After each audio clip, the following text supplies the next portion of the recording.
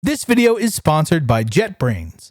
For the past few years, I've been working on a witch-themed RPG, and every year around Halloween, I think I should add some Halloween witch-themed stuff to the game.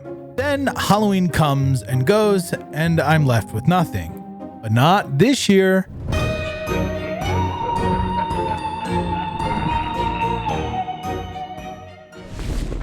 Doing this the right way requires a bit of planning. To properly integrate festivals or any timed event, we need a system.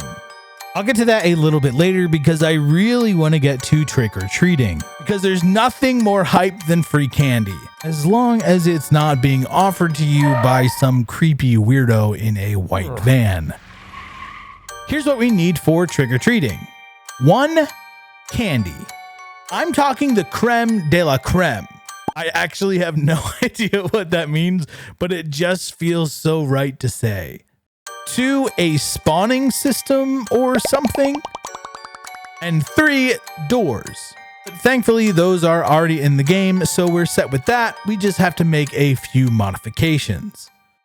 Okay, so first, the candy. I'm thinking the candy should just be counted as one item in the player's inventory. And maybe it's a consumable that restores a little bit of health, mana, and stamina.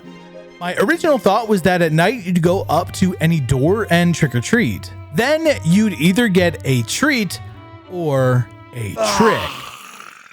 But after some thought, it didn't feel right to turn something fun and festive into something confrontational.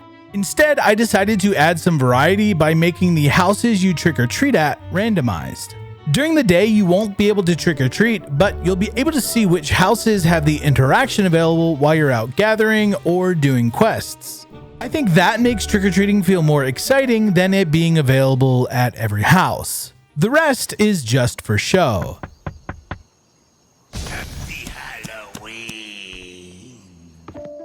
For events to feel special, they can't feel like this every night. So let's get to that timed event system. We already have a time system that controls day and night and keeps track of the calendar day.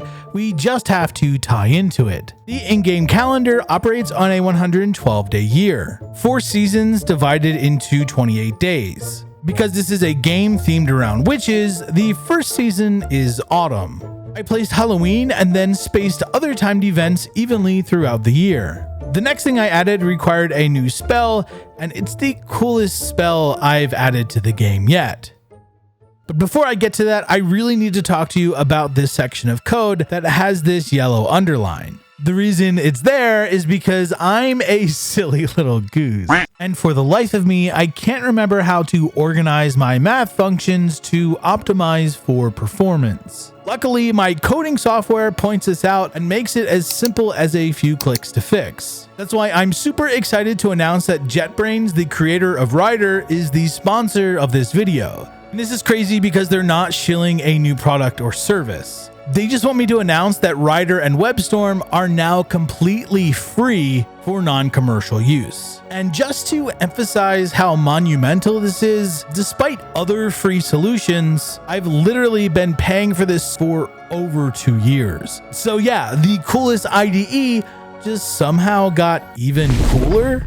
And it doesn't matter what game engine you use, Rider supports Unity, Unreal, and Godot. And I honestly think if you're not using it, you're missing out. It's made my development so much better by helping me defeat my biggest rival, myself. You can download Rider, which is now free for non-commercial use, by clicking the link in the description, and thanks again to JetBrains for making such an awesome tool and sponsoring this video. Before we left, I was talking about a cool new spell, so let's get back to that. It's actually a reworked spell that I showed a long time ago. For Halloween, Mrs. Aya suggested I added pumpkin chucking, and I was totally on board. But come here, nobody ever believes that you're real. I'm real. Add the pumpkin chucking. And I thought it made sense to use a spell to chuck the pumpkins. I had a levitate spell in the game, but the way it worked is that levitated objects would float for a few seconds and then return to their starting position. But there's another popular witch game that does basically the exact same thing, so I've never really been in love with it. What if it was more like this?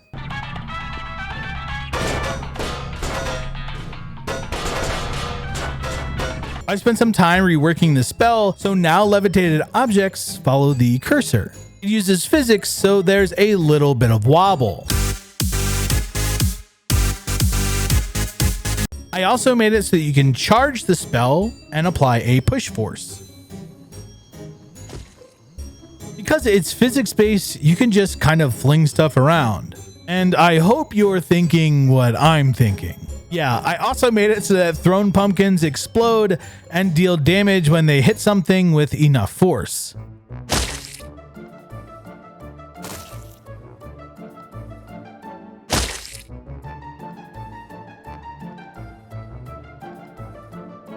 This is one of the funnest things.